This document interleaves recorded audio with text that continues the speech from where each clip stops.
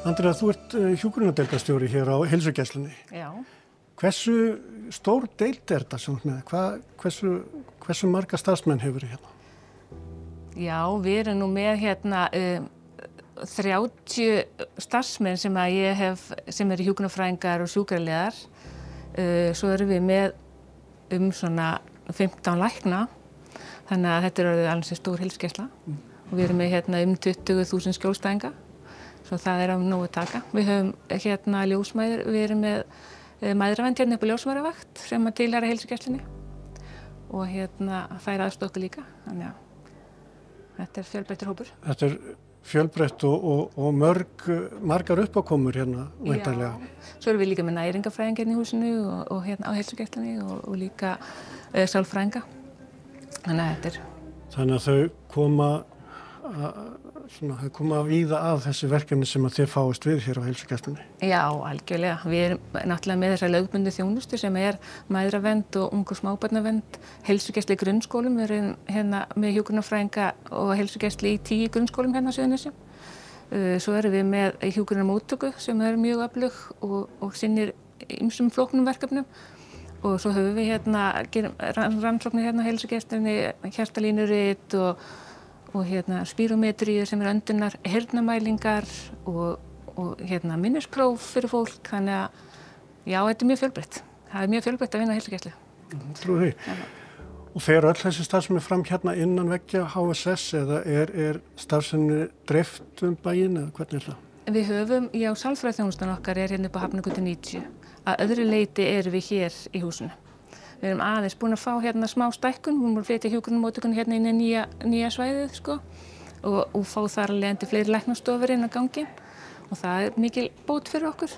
Og við erum að vísu með náttúrulega skóli hjúkrunarfræðingana í skólunum og hérna þær hafa líka aðstöðu hér hjá okkur.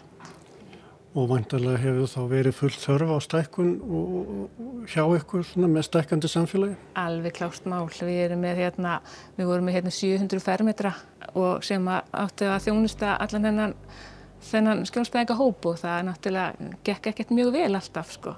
Það er að finna rými fyrir þjónustuna því að maður vill náttúrulega geta haft stofu ef maður er að taka á móti skjólstæðingum. En við reynum að gera okkar besta í því. En það hefur nú mætt talsvert á heilsugæslunni undanfarin árið það ekki, svona í tengslu við heimsfaraldur og annað slíkt. Jú, heldur betur. Við höfum aldrei smátt hérna aðlaga okkur að breyttum aðstæðum og gerum það hverju sinni. Við erum líka með alls konar hérna átök í gangi, nú erum við með bólusetningarátak og erum þar að leiðandi með hópbólusetningar og erum að úthýsa því í rauninni þannig að við framkvæmum þar ekki hérna innan hús því að við erum bæði líka með svolítið bílastæðavanda og húsnæðisvanda þannig að við höfum verið að taka stóra hópa í Ljómahöllina og við höfum boðið upp á núna bólusetningar í Vörðunni Sandgerði og hérna í Vogum líka.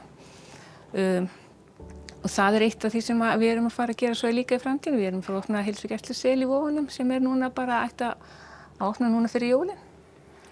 Þannig að þetta er bara aukin þjónusta við skjólstæðinga að mæta á staðinn og... Já, við erum að reyna það. Við erum að reyna að færa líka þjónustuna aðeins nær skjólstæðingunum. Við erum líka, það stendur til að opna á næsta ári líka þjónustu heilsugæslusel í Suðurnesjabæ og það er bara í ferli núna og þetta verður betri þjónusta við skjólstæðinga í sínu heima héraði. Þannig að það er styttra að fara.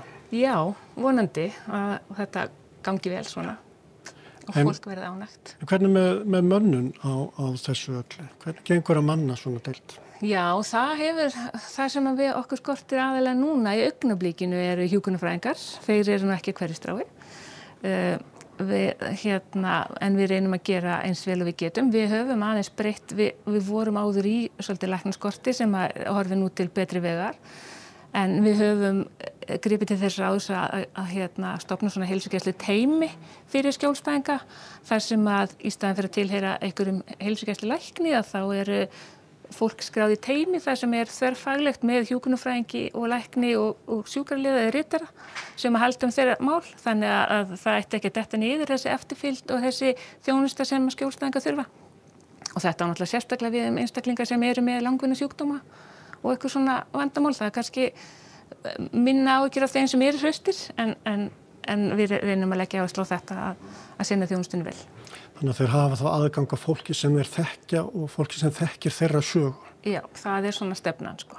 Að það sami hópurinn, það eru sömu læknarnir, það eru 3 læknar í hverju teymi og það eru 2 til 3 hjúkrunarfræðingar og þannig að málin þeirra eiga að vera gripin sko ef eitthvað kemur upp á. Þetta vísa ekki akút þjónusta, þetta heilsugæslu þjónusta og hún ekki bráða þjónusta og þannig að getur tekið 2-3 daga að fá svar en þá ef einn læknir fer í frí, þá annar sem grípur málin, þá það þessi sömu einstaklingar sem ætti að þekkja skjólstæðinginn. Og það auðvitað kemur þessi kynning á skjólstæðingum á smá tíma. Það tekur smá stund að kynnast og og þetta svona hefur reynst vel það sem að Við erum svona aðeins að þróa þetta líka í leiðinni.